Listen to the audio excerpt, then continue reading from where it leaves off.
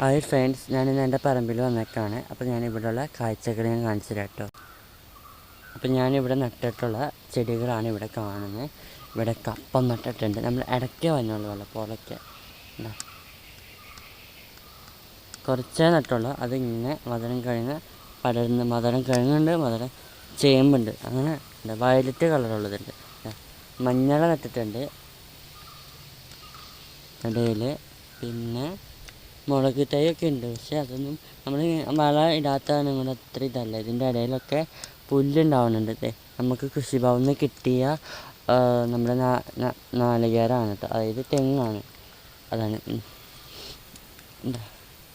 അടയ്ക്ക ഉണ്ടാവണുണ്ട്, ഇനി ഉണ്ടാവട്ടെ. തെങ്ങ് തേങ്ങയുണ്ട്, ഇനി അടയ്ക്കയിൽ തേങ്ങയുണ്ട്.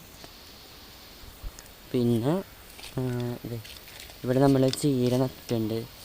ഇത് മധുരങ്ങയുടെ തൈയാണ്. ഇതാണ് നമ്മൾ ചീര. നമ്മൾ ഇടയ്ക്ക് കൂട്ടാൻ വയ്ക്കും. കഴിഞ്ഞ ആഴ്ചയിൽ കൂട്ടാൻ വെച്ചിട്ട് ഇന്നലെയും കൂട്ടാൻ വെച്ചു. ചീര ഉണ്ടാകുന്നുണ്ട് കേട്ടത്.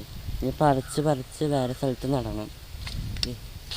ഇവിടെ ശരിയായിട്ടുണ്ടാവും. ഇനി ഇവിടുന്ന് ചെടികൾ അങ്ങോട്ടും ഇങ്ങോട്ടൊക്കെ മാറ്റി നടണം.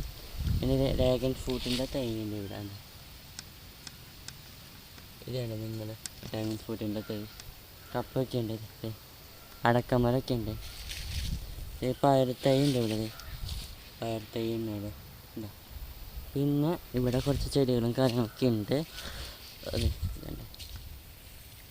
അവിടെയും പയർത്തൈ ഉണ്ട്.